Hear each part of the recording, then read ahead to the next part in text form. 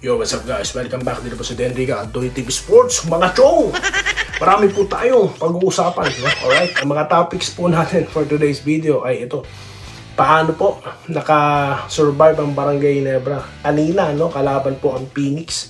Ito po ang ating analysis paralysis. Alright, so bibilisan lang natin yan. At meron pa po tayong sasagutin na admin ng isang page. Alright? At of course, sasagot din tayo, no? Pagka may nakita tayong mga tanong sa inyong mga pa-shoutout, no? Sa inyong mga komento sa pamagitan po ng pa-shoutout. Bago po yan, magpapasalamat po na si Doy TV Sports sa inyo. Alright? 18k subscribers, no? Alright? Sa mga hindi pa po kumbinsido, no? Nako, laki. Nawawala sa inyo. Yabang naman yan. E di ituloy nyo yung panonood para malaman nyo kung ano yun.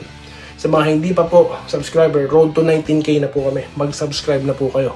Alright? Okay, bilisan na po natin, guys. Bale, ito po tandaan nyo po yung mga players na babanggitin ko Alright? Dahil kadugtong po sila na next topic natin. Okay? Alright, ano nangyari dyan? Jump na kagad tayo sa second quarter. Kung saan po nag-build ng malaking lamang ang Ginebra, 18 points, di po ba? Sino po ang nanguna dyan? Si Abarrientos, 11 points. Yung 11 points niya, nangyari yan nung second quarter at mabilis po yung na-produce, no? Bakit? Ilang minuto ba siya pinasok? Mga 4 minutes, di po ba? Oh. Tapos nung wala na siya sa loob, doon na po nagsimula ang mini runs netong Phoenix. Hanggang sa umakyat na ng third quarter, no? Tumutok na si Richie Rivero na nagtala ng kanyang career high performance na 28 points, di po ba? Alright? Sa kabuuan ng laro yon. Pero ano mga pinagagawa niya? Dumunk ng 2 beses, nag 3 point ng ilang beses. Di po ba? So yan. Kaya po, nahabol ang 18 points. At going to fourth quarter, halos hindi makascore ang Ginebra. Di po ba? Yung fourth quarter sickness nila, yan na naman. Alright? So lumamang ang Phoenix as high as what? Umabot po ba ng 10 or 8 or 10? Pero, nandiyan na naman si Abarrientos. Nagkaroon ng mini run, umiscore siya at nagbigay siya ng assist dito kay Torres. Torres, guys, alright? So, anong ibig kong sabihin dito? Sa fast pace po, malaki ang chance ng Ginebra, no? With with RJ Abarrientos, no? Sa half-court set naman po, si Thompson. Kaya siya din po ang naging best player of the game, di ba? Hindi si Abarrientos. Bagaman si Abarrientos, 25 points. Okay? Then, si Stephen Holt. Puro siya tira sa labas, pero hindi pumapasok, kaya umaatake siya, no? Alright, yan po yung ginawa ni Stephen Holt. Kaya silent, ilan ang points na dyan? 17 points, no? Alright, correct me if I'm wrong na lang, no? Nakakalimutan ko yung numbers, but yung performance, hindi. Alright? So, yun po, no? So, hindi niya makuha sa labas, umano siya sa loob. Inatake niya na inatake, kaya nga nasermonan ng bonggang-bongga, no? Itong si, si Palunggay, alright? Okay, kasi effort talaga. At nung huli na kailangan ng kanyang 3-point shot, pumasok. Alright? So, ano nangyari dyan? Nakatira si Troy Rosario, nakasecure ng lamang, nanalo po ang Ginebra. Ganyan po kasimple. Alright? Ganyan po, kaya nanalo sila. Yan ang ating mabilisang analysis, no? Bala Abarrientos na performance kanina. Kasi gusto ko nang tumalon dito sa susunod nating topic, mga boss. So kung naalala nyo, may binanggit akong 2 players, no, na highlight. Di lang 2, marami. Pero diniin ko yung 2 players. Abarrientos at si Stephen Holt. Alright? Ito po ang gusto kong sagutin. Page po na Justin Magic Brownlee. No? Magkokomento lang po ako. Alright? Sabi nila, wag na daw hanapin ang na-trade. Pero lumaki talaga ang problema ng Ginebra sa lineup. Simula nung na-trade si Christensen Hardiger. Parang ang kapalit niya sa trade na yan, si Isaac Go, na hanggang ngayon hindi pa din nakakapaglaro. Kung dati Ginebra ang number 1 sa points in the paint at the second chance points at kahit sa rebound, ngayon hirap na hirap ang Ginebra. At dyan sila tinatalo ng ibang team. Kahit nga first game, di pa alam ni Coach L.A. ang kahinaan ng team. Gumamit talaga siya ng height advantage versus Ginebra at puro sa laksak ang ginawa ng Magnolia. Kahit converge walang tao tumira sa labas, kahit twin tower sila, or may twin tower sila. Ang Ginebra sa tingin ko sa next drop, pa talaga makakuha ng big man. May Phillips or QMB, pero si Phillips daw ay malaki ang posibilidad pa-drop na habang yung QMB pa malakas siguro. 2-4 now standing ngayon ng Ginebra, kailangan may panalo na nila ang uling laro nila. Kung hindi, mas mahihirapan sila or baka hindi pa sila makapasok sa playoffs. Alright guys, no? So pag-komentohan lang natin ito, no? Alright. So kasi alam nyo, matatandaan nyo, isa ako sa nagsasabi, di ba, sa inyo guys na huwag nyo nang hanapin, no? Mag-move on na kayo. Alright, di na babalik yan. Ilang beses ko yung sinasabi dito. Alright, kaya gusto ko mag-comment yan. Kay admin yan, Justin Magic 32 Brownlee, no? Alright. Sir, bakit po ba na-trade si Sistan? Diba? Si Coach Tim Cone na po ang nagsabi, baka hindi kayo inform o baka nakakalimutan nyo. Meron silang gustong ayusin na ang talagang last resort talaga yan is ma-trade na lang siya. No? Diyan po naayos ang kung ano man po, no, ang problema sa loob. Sinolve nila sa pamamagitan po ng pag-trade kay Sistan. Tapos na po, no? Alright? Ngayon, ano nangyari sa Lakers? Diba? Nahirapan din sila. Pero ilang beses po bang nagsisi po ba ang management? May mga fans po bang binalik-balikan pa yan? Sino kapalit ni Shaq dati? Si Brian Grant, Caron Butler, tsaka si Lamar Odom, 'di ba? Tapos first round pick. Sa Ginebra, sino po ba ang pinalit, 'di ba, kay Sistan? Mali po na sabihin or isipin na si Go lang. Mali na po 'yan, no? Para sa akin, Dahil ang pinalit po yung dalawang binanggit nating player kanina na highlight natin. Yung si Barrientos, 'di ba? Draft pick 'yun eh. Tapos si Stephen Holt. Alright. So kasama lang to si Go dahil nga sentro po ang itinrade ng Ginebra. Kaya pinagtanggol natin na fair yung trade na yon. Di po ba?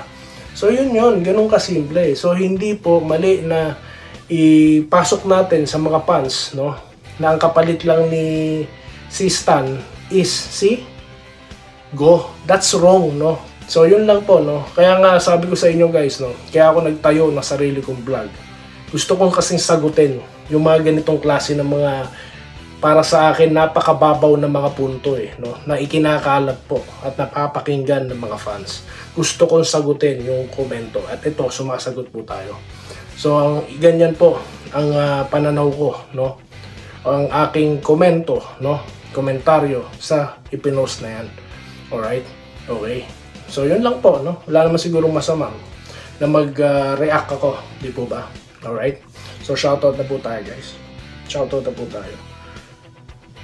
So, sa Lakers po, na na-trade naman nila si Shaquille, sino po ba kinuha nila? Sila Chris Mim. Nahirapan din po ang Lakers, but they found the way to win, no? To be champion again, no? Dumating si Pau Gasol. Ngayon, anong ibig sabihin yan? Diba? Ginebra, maganda ang posibleng mangyari, ang future is bright nga sa kanila dahil nga yung draft pick na hawak nila, di ba? So yun na lang po. At sa mga player dyan, no, yan na po basta magtatrabaho yan, maipapanalo, na i-post yan bago po sila nanalo. At yan po ang gustong mangyari ng management, yan lineup na yan mag-work, no? Kaya ako po sinasabi ko sa mga fans, no, trust the process, no.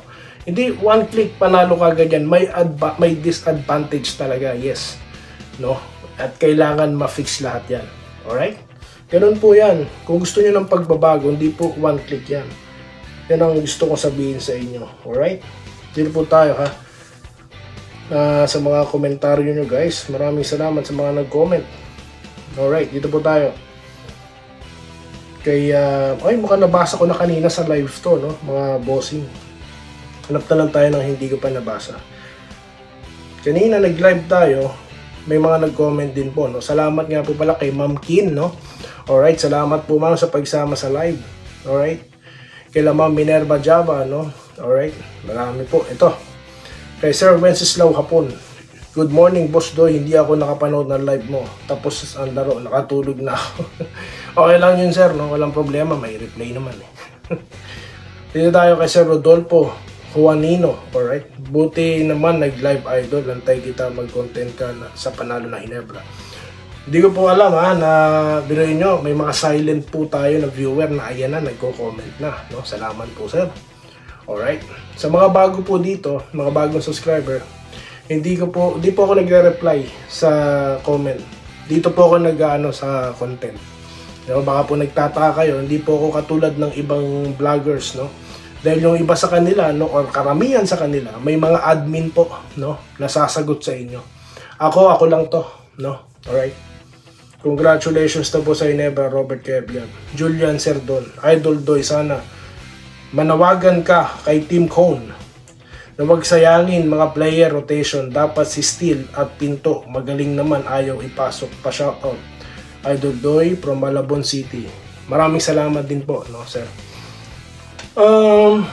Sa pamagitan po ng topic po natin, ano po, sa patuloy ko pong pagkukomento, no, diyan ko na lang po na ipaparating yung inyo pong mga mensahe, ano po.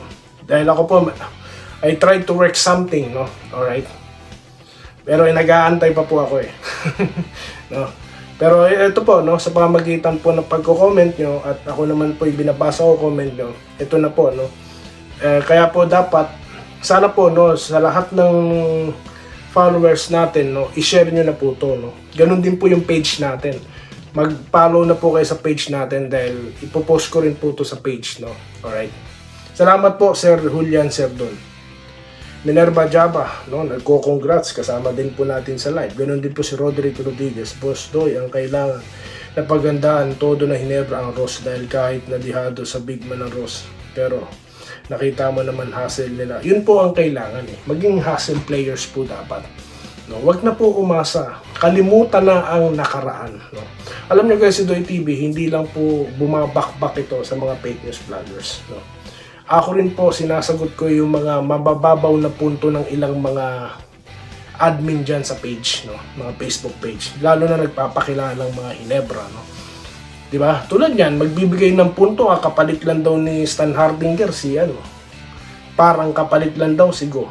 Tama po ba yun? No? Kaya ako, habang nagto-toilet ako eh, doon ko kasi nabasa. Napaka-ano ako eh, teka sandali, magko-content ako, sasagutin ko to. So yun po. So yun lamang po guys ang ating topic for the day, no. Magkita pa rin po tayo mamaya. Dito lamang po sa mas pinalakas, no, na Doy TV Sports. Muli, maraming salamat po sa inyong panonood. Salamat po sa panonood. Subscribe na para sa mga susunod na basketball at boxing videos.